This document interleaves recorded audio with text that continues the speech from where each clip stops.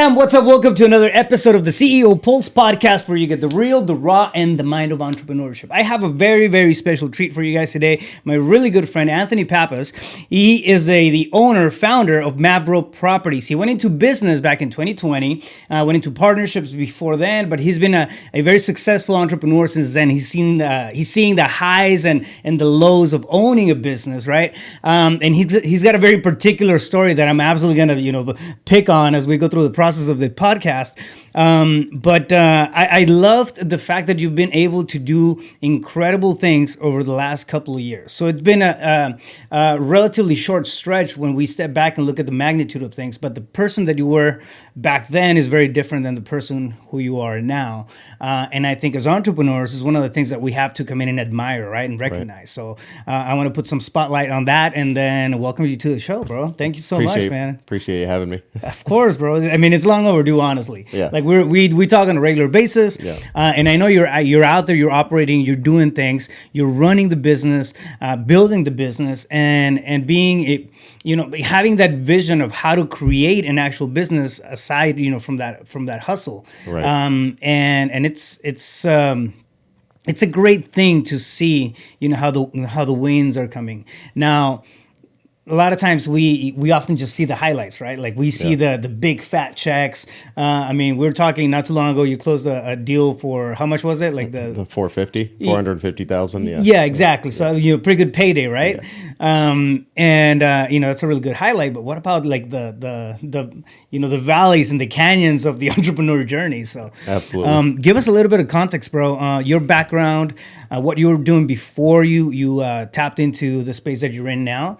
And just kind of walk us through the storyline. So Arizona native, born and raised, and 18 years old, I got into some trouble. Yeah. Caught a felony. Yeah. How old are you right now? I am 32. 32? Yeah. So 18, I caught a felony, hanging out with some kids, and we did some dumb stuff like kids will do. And then that kind of limited my options in the job field. So I decided to do whatever I could to get a job, which ended up being plumbing. So I was in that for about 12 years and just always felt I was destined for something more. Not saying that plumbing is not a great field. I mean, I had a lot of fun doing it. Working with my hands is something I still enjoy to this day. But I just always felt there was something more. I had a calling for something greater. And that's when I started going on that path of self-improvement. Found Joe Rogan's podcast and really enjoyed the episodes where he was talking about improvement and ownership. And he brought on Jordan Peterson, Jocko Willink. Yeah. And that kind of lit a fire under me that I was destined for something greater.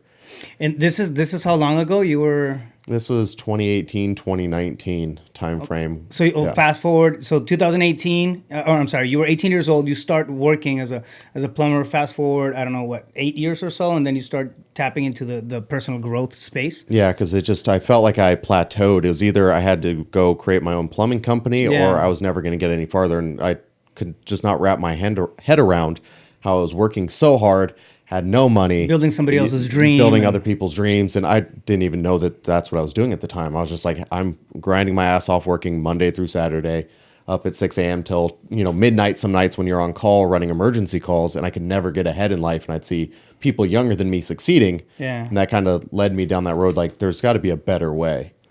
Yeah. It's interesting how you started questioning the space that you were in. A lot of times people, will tend to go through life for decades, right? Without the awareness, right, that there's something bigger, there's something more. However, I feel like if we have the entrepreneur bug, like that itch is gonna be there somehow, some way. It's gonna show up, and just like the faintest thought of like, what if, right? What if I were to bet on myself for a minute? What if all this stuff, that's happening around me that I'm, being part of, what if I know I can do it better? When you start asking yourself, why is your company doing things a certain way? And like, in your heart that you could be doing it better, like that's a red flag. You know what I mean? Yeah, absolutely. So there's things that are going to kind of pop up as we go through that entire process. So you started questioning like the environment around you, right? Right. Which is huge. I think the magic of personal growth hits you at at times when it's most needed. I was actually having a conversation with my sister this morning. We went out for breakfast, and she's the one that introduced me to The Secret, like, Okay. I don't know, like Yeah. 18 years ago or something like that. Right. And like what that did was plant a seed in my head. Just a Right. different perspective, right? And then I started looking into that, and then I started looking into, bettering myself, improvement, and all that stuff. But it always begins with something. In your case, it was the Joe Rogan podcast. Right. Right. There's one line that he said, most men are living lives of quiet desperation. And at that time, I was working. I'd get home. I would smoke weed or drink tequila and play video games. There's nothing wrong with drinking tequila. There's nothing wrong with drinking tequila, but when it's being used to numb your existence, and I didn't even realize the trap that I was in until and thankfully my fiance was grinding her ass off, going career to career, and I hated it at the time because every time she'd move jobs, I felt like the burden was on me to carry the family. Make sure bills were paid as she was starting a new career because there'd always. But normally when she was going from different school to different school, she was still serving at night. She outworks me, which is hard to do. Yeah. And so she still does that to this day. But she went on a path of personal development, found the Rich Dad Poor Dad book when she got licensed as a real estate agent. Forced me to read it. I didn't want to read it. I was like, this is stupid. I'm not reading this book, whatever. It's bullshit. And I read it. I'm like, oh, there might be something here. I need to get into real estate. And then started looking through my contacts, like who do I know that is in real estate? Trevor Bradley, a buddy of mine. I played football with his brother and Pop Warner way back. And he was doing really well as a traditional agent. I said, hey, I need to get in. He was on Steve Trang's brokerage. Yeah. So put me together with Steve Trang. And that's how you ended up in that circle. Yeah. He's like, you want to get into real estate? How much money do you have? I'm like, I don't have any money. Rich Dad Poor Dad said, I don't need money. He's like, well, you're going to need money. Have you thought about wholesale? I'm like, I don't know what wholesale is. He's like, here, go listen to Real Estate Disruptors and get after it. It's incredible, man, how certain things, again, they come at us when we're ready for them, right? Like perhaps when you're in the middle or just maybe jumping into plumbing and you were, in that space, that transition where you're okay. Right. It wouldn't have meant anything, right? No. But when we are in this space of I don't want to say scarce. It's not scarcity. It's what did you call it right now, Joe Rogan? What was the line? Quiet life. Quiet desperation. Yeah. I mean, a lot of things that wouldn't otherwise, resonate, they end up landing. So that's incredible. So you ended up, you get into real estate, and you became an agent. I joined. So I started harassing Steve Trang, trying to learn wholesale. He's like, you got to come to my seminar. Learn something. So I went to the seminar, started spending money on lists, and started getting some traction. Found like a sub 2 deal that I sent over to John. Was it Berger? Yeah. Yeah, I sent it over to John, and he was able to lock it up. So that was like my first deal ever done, which was really cool. And then I kept harassing Steve. He's like, "Hey, if you're gonna keep bugging me this much, just join my team." Listen, there's got to be something. He's like, you just come join the team. Joined his team, and then was able to get my first traditional wholesale deal. Shout out to Ruben. He was the one that locked it up. I was going driving for dollars. Found someone with all this trash outside their house. I'm like, what happened? Went to the neighbors. Like, oh, the guy that was living there got in a shootout with police. Ooh. And they moved all the stuff out, so we were able to contact the seller, and Ruben locked that one up, and that was like my first. Nice. Yeah. So squatting up, right? But like, what's going through your head as you're going through this process, right? Because you're jumping in from something that you've been in, for 12 years. Well, I was still a plumber at the time too. I was doing both. Yeah. So doing both, right? But considering a transition, right? Like getting out of at that point, it becomes a comfort zone. Like it's not, and the comfort is not, it's really not a comfort thing. No. But it's the type of stuff that right? Mm-hmm. You've been doing it for 12 years, and then considering jumping into something else. Can be a little daunting, can be a little scary, especially if you have that sense of volatility going on, within the family, transitioning jobs and that sort of thing. How did you deal with that from a mindset standpoint? Like, what's going through your head as you're going through the process of listening to podcasts? At this point, obviously, you're breaking into just more books. You're a very stoic person in nature. So try to be. So now I feel like I met you at a point where you were transitioning into this person who I now know, right? Right. But I mean, you were coming from a borderline chaotic background into this other space. Oh, Like, very how do chaotic. you manage that, right? Like, So I had to realize that. So ancient Greek quotes on YouTube have see been what I mean? that alone. I kind of like brainwashed myself to think differently. So when I'd and find trouble in life, a quote would come to mind, and I Yeah. would just be able to use people from the past that were much smarter than I to deal with that current situation, and using my time that I was plumbing. Because I was so proficient at it that I didn't really have to focus on what I was doing. Thankfully, as I'm soldering pipes and stuff, I just audiobook, podcast until I could recite, chapters from the books. And you Yeah. start to rewire your brain. You start to rewire your thinking and Yeah. accepting that you're wrong and realizing that other people have a better approach. There's nothing wrong with saying, hey, the person who I was isn't who I want to be. Yeah. And that's what I did. I said, I need to change this because this is not who I want to be for the rest of my life. Bro, and that's huge. It's a big battle with ego too. As Oh, yeah. we're going through that process, it's a big battle with self. Right. Right? Like shit. You're telling me that for the last 28 years, 26 years, I've been this person, but I Right. gotta pivot into something because what I'm doing is obviously it's not working. It's not putting me in the space that I want to be. Right. Rewiring your habits, your discipline. What the person that I know that you are now is like a very disciplined person, and you stick to almost this regimented approach to life, right? Right. Which I like. I feel like you're a lot more disciplined than I am. That's just social media. That's just the highlights on social media. No, but that that takes commitment. It takes a big degree of commitment to jump into something like that, and obviously you've seen it in the results that you had. Right. As you're going through this process of entrepreneurship, tell me, give me a little bit of context on perhaps like your biggest adversity that you've had to face over the last 2-3 years. That's tough. There's been a lot. Limiting beliefs are always there in the back of your mind.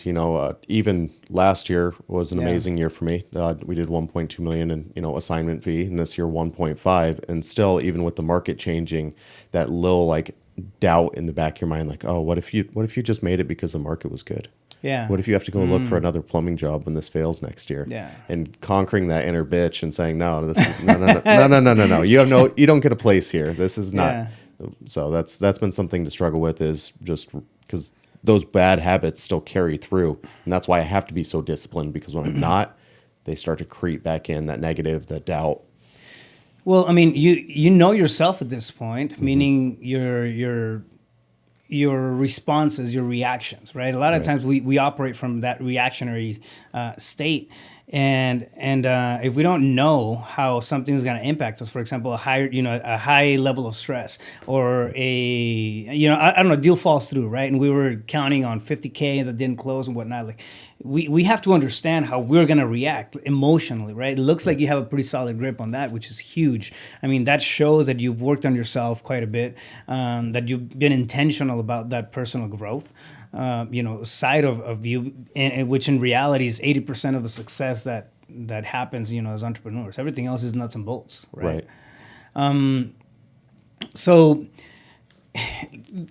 the struggle of self-doubt, and this is important to highlight, I think, because most feel like we're the only ones that are like, no, I'm inadequate. Right. We have to take inventory of the wins, right? As we're going through this process, you close 1.2, you close 1.5, and then you're still asking you're like yourself, or self-doubting, right? You still have that sense of doubt of like, what if I close just because of the market, just because of something outside of the trajectory that I'm in, right?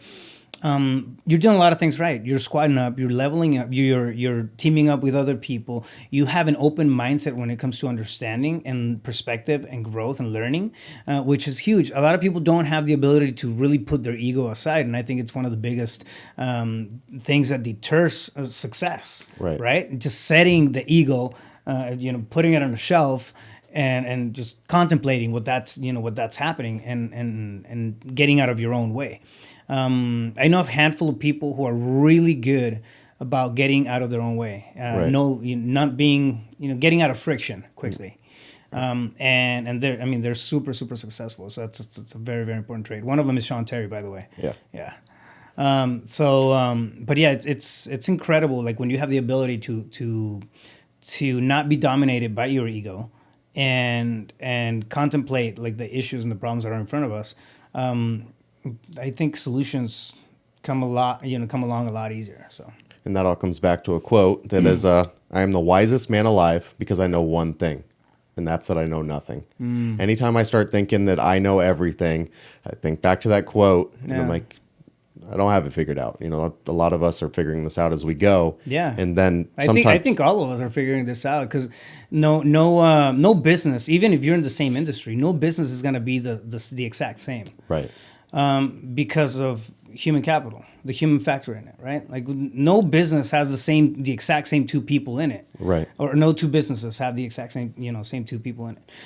You're gonna have different behaviors, different ways of reasoning, different leadership that takes place. So like there's always gonna be changes and variations in that space. And understanding that we don't, we just don't know what we don't know. Like, and that's why building that sphere and squatting up with people that you can turn to in times like I call you all the time when I'm like, hey, I don't know where to turn here. I call Jesse Burrell at the time. I'm like, hey, what did you do in this situation? And having that support structure of people who've done it that have been there and been through just it. As a rock star, by the way. Yeah. Wild man. Yeah, wild man. I think he's playing poker right now at the casino.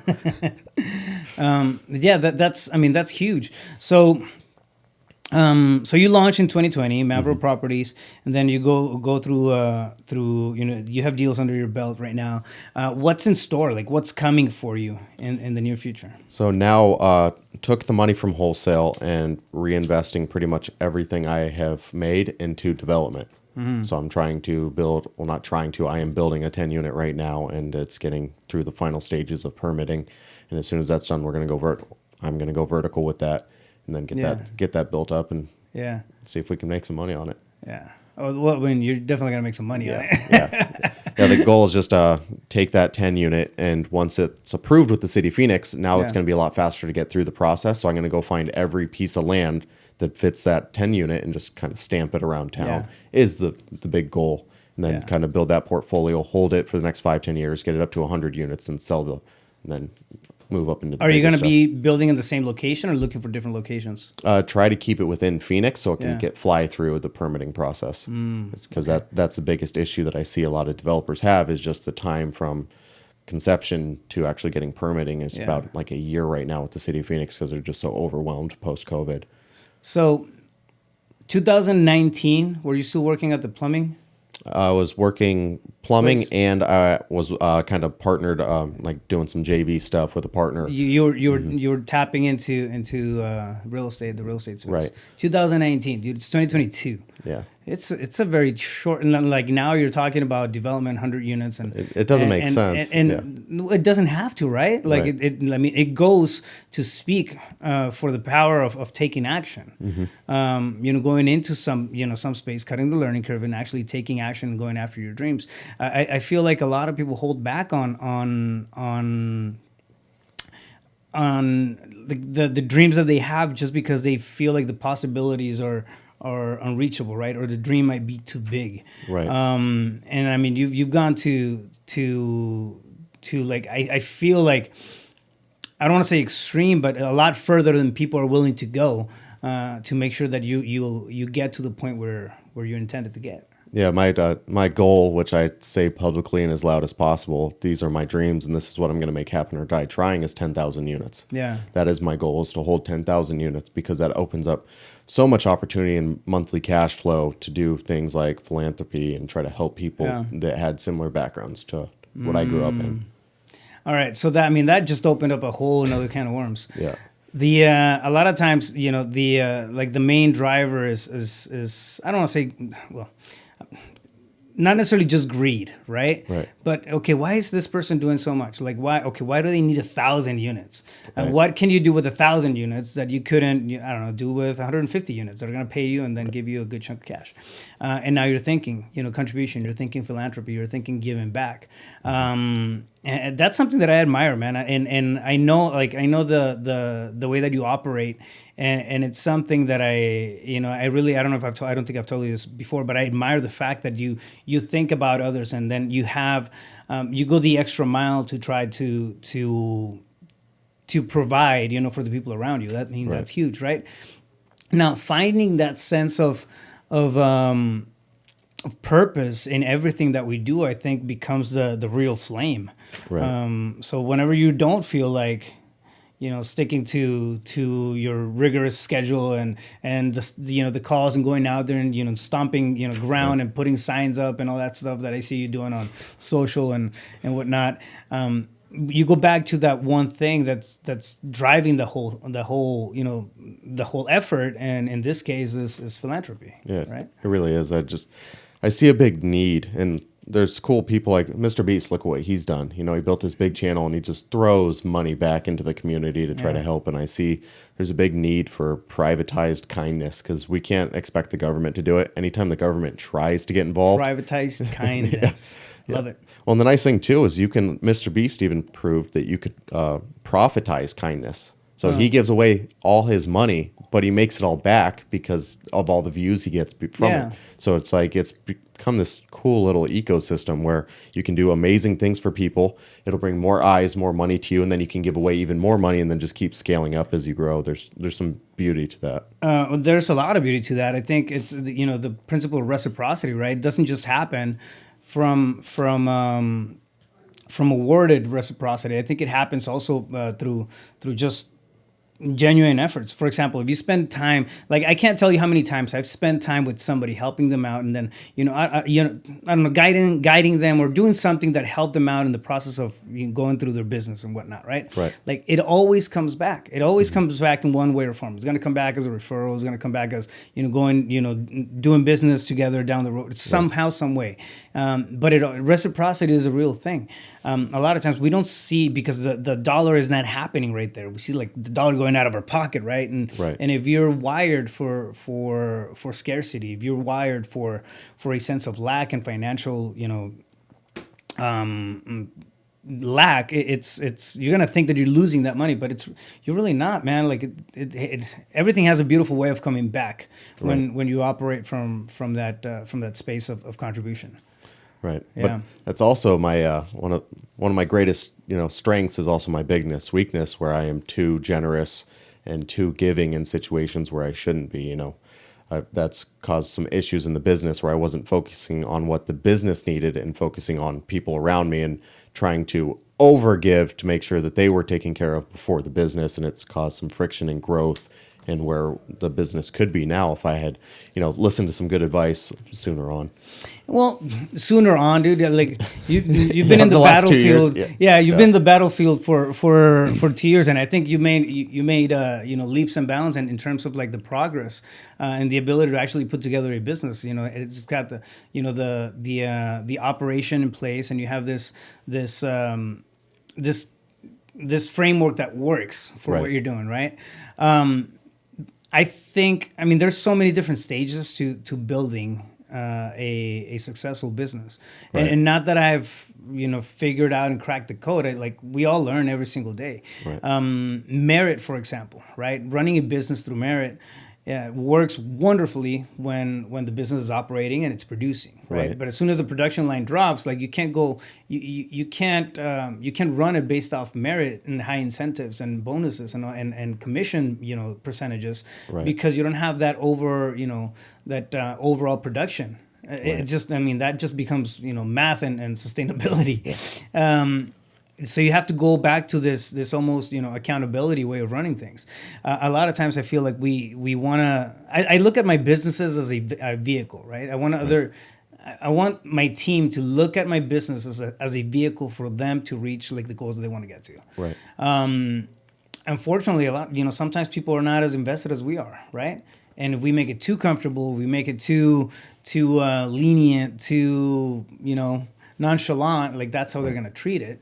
And then responsibility, accountability, and all that stuff, which is stuff that we absolutely need in businesses, becomes non-existent. So it's almost like a give and take. It's got to be like this dance between being a a good inspiring leader and a good accountability coach. Yeah, it's that dichotomy of leadership that I've struggled with, and finding like what is fair for the guys to be paid for their time and make sure that they're comfortable and their bills are paid, but also is money coming into the company that'll help with growth and to get to this big goal of 10,000 units.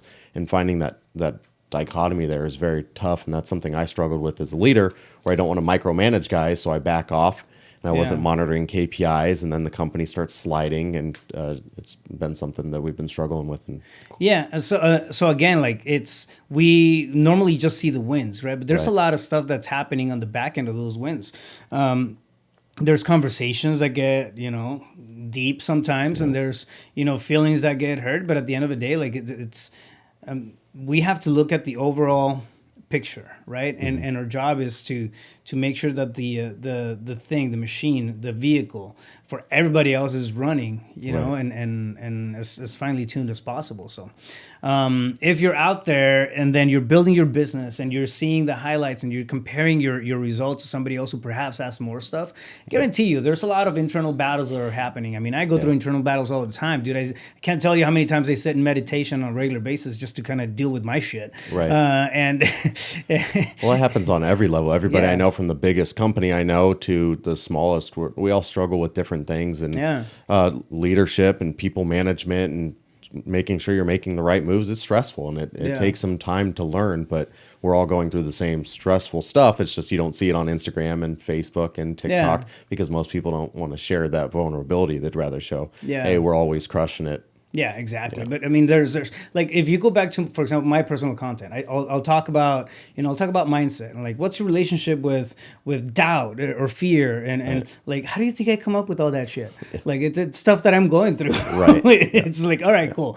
I'm doing a self-assessment on this thing. This is the thought that came to mind. This is how I'm kind of working through it.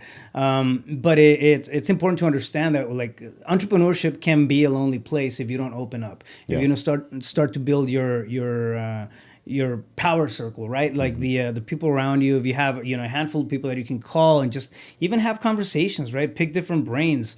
Not that you're gonna take all the advice to heart, but have consideration of what other people who are 2-3 steps ahead of you, what they're doing, right? That they don't have to have the world figured out for us to listen. Like I know I listen to people who are going through similar stuff than I am, or have similar companies than me. Just they have a different perspective on problem solving, on life, and on issues altogether.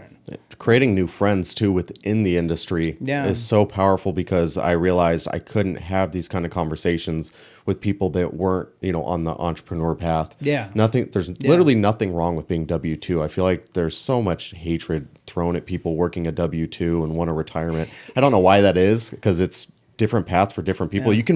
There are people that have W-2 jobs that probably make more money than most entrepreneurs I know. Because they were an entrepreneur and worked their way up inside a company, and they're like, hey, I don't want to be the crazy guy answering phones till 9:00 every night. I'd rather have my vacations every year. But getting like-minded people that go through that struggle, because you can't turn to family and say, hey, what do you think I should do in this situation, if they've never ran a business? Because their view is going to be very different. Like, a lot of my family is always saying, you need to take time off. You need balance. You got to slow down. I'm like, no, I like, can't. You what? Like, why don't you just turn your phone off for the weekend and you'll get away? I'm like, I don't have that luxury. We got deals. We're building right now. There's a stage of trench work. I mean, hustle is season. It's not a business strategy, right? Like it's one of the things that I always say, but we're gonna have a stage where we're just building, and anytime you jump into a new project, and maybe you have a really good solid business for 10 years, and then you sell it, like I did with my transportation business. I had to go back into the trenches when I started the next business, right? So you have another stage, and you go back into it, and it's just a different industry, different learning process. But you go through that, and you understand that there's things to be acknowledged as you go through the process. One of them is mental health, right? Like, how are we going to keep ourselves centered or counterbalance? It's not even balance. Like, I don't think balance works for me. And I know this is an unpopular opinion, like you should have balance. Maybe I should, but I don't know. I feel like I go balls to walls on a lot of things, right? And I need something that brings counterbalance to me. You know, for example, I'm the guy that will lose track of time if I'm working on something that I'm passionate about. If I'm, Right. you know, you name it. There's a lot of things, thankfully, but I'll lose track of time. So my counterbalance is like, okay, cool. I mean, I have to pull myself out of this room somehow, some way. I mean, I work out, I meditate, I spend, you know, time with the kids. I mean, they're part of my counterbalance. I don't see them as my balance, because when I'm there, I'm there. Like if I was, I feel like sometimes we can be wired too extreme to have this utopian, you know, place where we just go in there and then we just sit there in balance. At least I'm not at that stage in my life. Right. I have friends who claim to be, but I mean, I don't know if that makes sense. But having you make a really, really good point. Like, what's going to create that that counterbalance that not a lot of people understand. So, And people have to create the life they want. So I'm not saying, hey, you need to grind 7 days a week, you know, because that's might not be the life they want. But I know the goal that I want is, it's not something normal. So I have to be abnormal to get there, which means a lot of sacrifice. And I'm at a point in life where if I do try to stop and take a weekend off, the whole time I'm just thinking about work anyways. Yeah. So it's like, might as well just go work. Yeah. But I find a lot of enjoyment, and I feel like I'm making up for lost time too. It's the stage that you're in too. Like, Right. you know, and I mean, you call it sacrifice or call it, you know, whatever you want, but at the end of the day, it's like, it's a lifestyle that you're choosing to live. Right. You have a grip on that conscious awareness of the type of life that you want to have. I mean, shit. I mean, we were talking about, for example, vasectomy, right? Right. And it was like, because right before we click record, I asked you, like, what kind of stuff do you want to stay away from? Like, is there something that you want to highlight? And we're always like, no, I'm a transparent. Like, I'm an open book. I'm like, all right. So Full send it. Yeah, yeah. So and I like it, but you know, I had kids and then I had a vasectomy. But you have this vision of the life that you want to live, the goals that you want to achieve, and then you went forward and if you decided, like, okay, cool, I'm not wired for kids. Right. And you know, because well, I mean, I'll let you explain that. So the goal I want in life, I knew if I were to have kids, my sole focus would be on the child and not achieving that goal. I just know that about myself. And I talked with my fiance. Thankfully, she's on the same path. She's trying to grow her big mortgage business.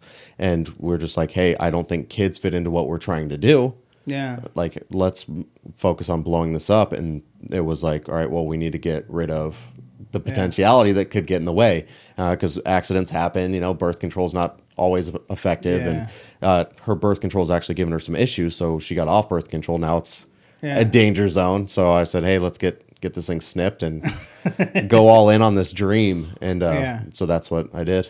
Well, I mean, and you mentioned, like, when we were talking about it, you said, I mean, it can be like, it's selfish. Right. Honestly, man, I think it's I don't think it's selfish. I think it's a conscious choice.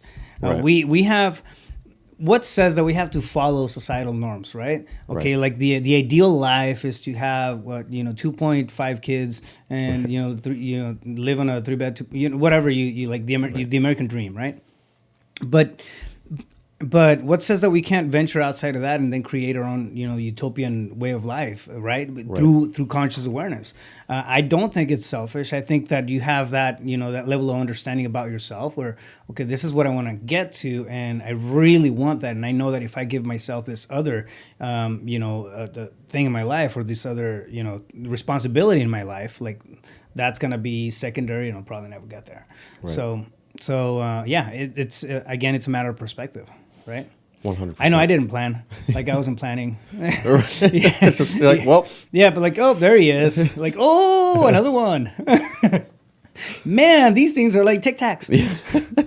It took a little foresight and having a conversation between us and what we wanted our life to look like. Yeah. And then it's like, the American dream is that what you truly want, or is that what you're being fed? And that kind of goes back to being introspective and trying to figure out, why am I doing what I'm doing? Is it because it's a societal norm, or is it because it's what I actually want in life? Yeah. Because growing up, I thought, I got to have the 2 kids. I got to get the W-2. I got to do that. And then I started realizing we can do whatever we want.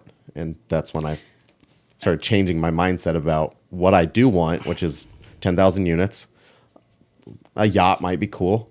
And then a ranch in the middle of nowhere with a bunch of animals. That's Yeah. and then I'd like to make a ton of money off of the real estate assets and pour it back into charity that I I'm believe gonna in. need the lockbox for that ranch, and then just access to the Yeah. like every now and then. Just the thought of being able to go out and hunt like deer on your property and eat it seems Yeah. pretty cool. So that's a So, okay, you it's a very important thing that you're bringing up.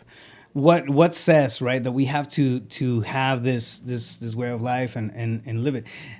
Is it really being fed? I mean, are we actually taking a moment to have some original thinking here Right. when it comes to the life that we want? Dude, I've never been a very materialistic person. I like nice stuff. Like, Right. Don't get me wrong, right? But it's not the thing that drives me, right? It's not, it's not the brand. It's not the, I don't know, to me, that sense of fulfillment, a good conversation is going to go a lot further than, I don't know, the most expensive watch or, I don't know, you name it. But, and I feel like I ventured out from that for a while, for a while. And like, it wasn't really doing much. right. And I went back to, okay, cool. Like, who am I really? Like, what brings a smile to my face? What creates joy, right? And like, nobody's gonna live your life for you. Nobody's gonna, pay your bills or assume your responsibilities, no matter how much they love you. Like, Right. it's just, that's the way life works, right? Nobody's gonna come in to save you. You may have support, but at the end of the day, like, we have to take those actions. We have to make those decisions. We gotta have that awareness of life and what kind of path we choose to embark on as we're going through this process. So. Well, that lifestyle creep is something, the luxuries. I Yeah. started the first year I did really good.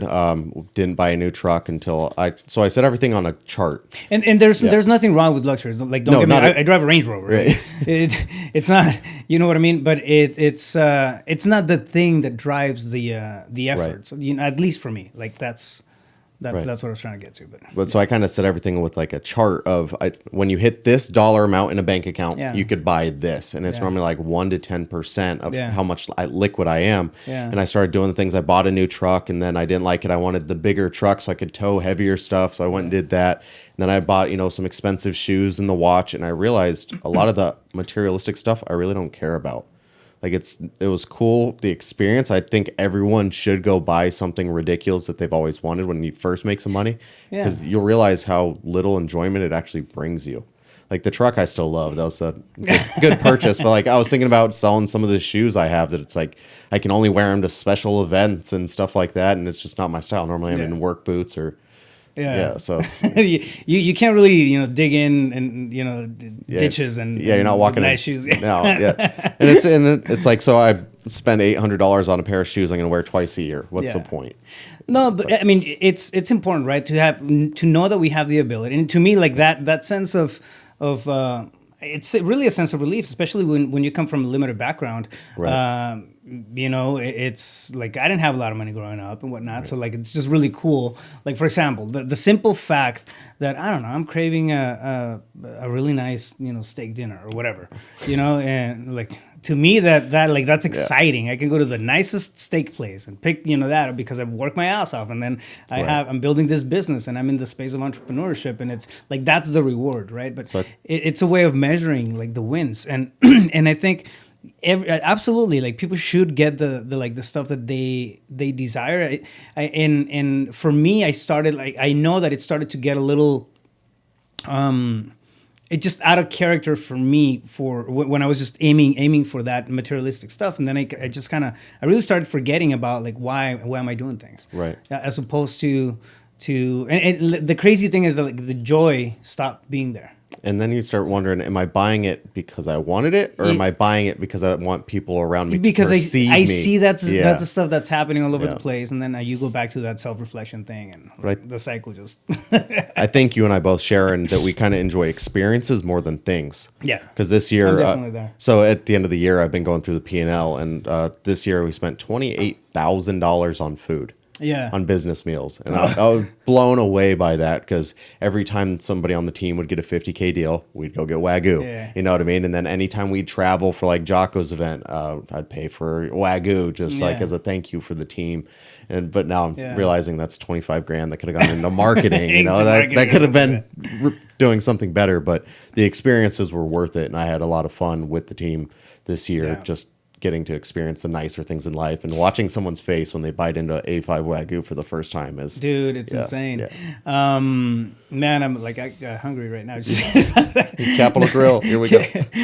No, so, but I mean, you understand exactly what I'm talking about in that space, right?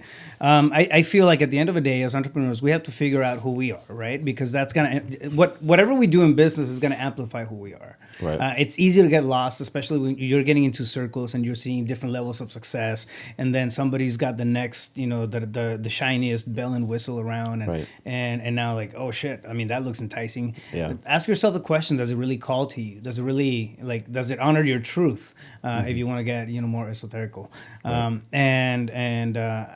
like when you understand what that is, like I feel like a lot of that pressure just, dissipates from your back. It really does. So yeah, man, I love it. Now you're in the space of doing land. We're actually going to do another podcast on the REI wholesaling podcast, and we're going to break down land strategy. So go check that out. And that's the REI wholesaling podcast after this. But bro, thank you so much for stopping by, sharing your story with me. Of course. Appreciate you having me. I love you, man. You're fucking amazing, dude.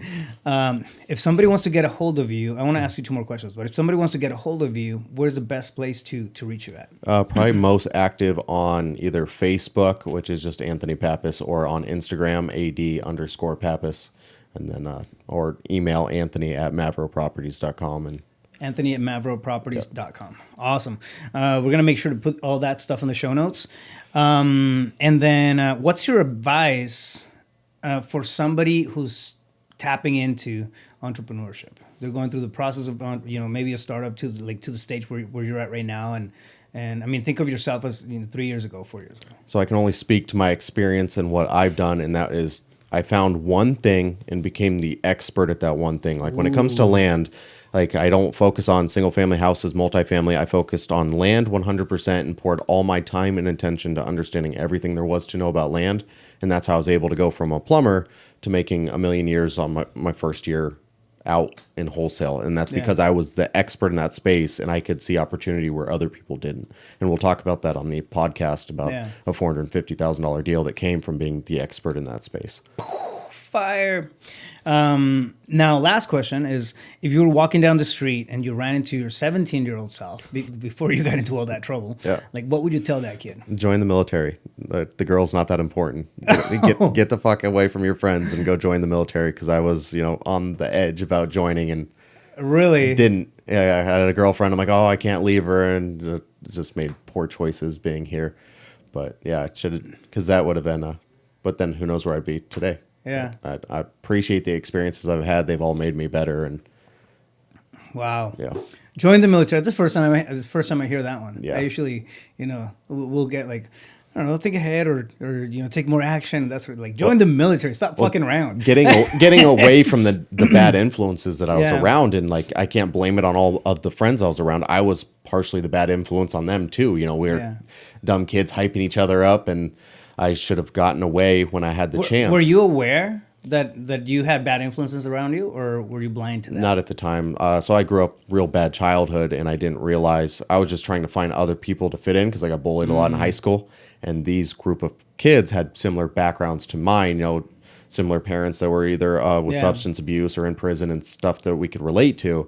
And so we kind of emulated what we came from. And if I would have gotten into the military. So if anybody's listening and you have a bunch of bad friends and you realize life's not the way you want, maybe joining the military for 4 years, get away from that, get through a little bit of the crazy stuff that happens between 18 and 25 and come back a different person.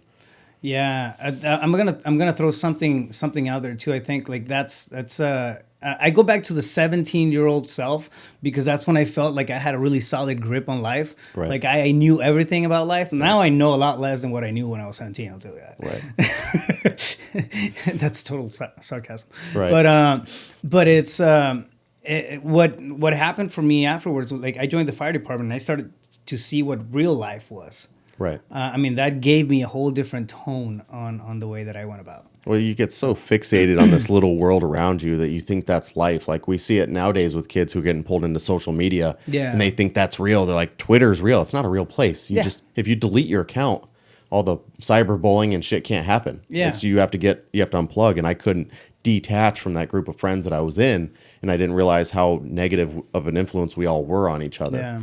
And if I would have just taken the leap and been stronger and, not as cowardly and joined the military and gone, my life probably would have been way different because I would have been able to detach from that bad situation and go see that there's more to this world than that little echo chamber I was in. Wow. Wow, that's deep. Brother, once again, thank you so much, man, for being with us. Of course. Family, hope you enjoyed that episode. We'll catch you in the next one. Stay focused. You got this.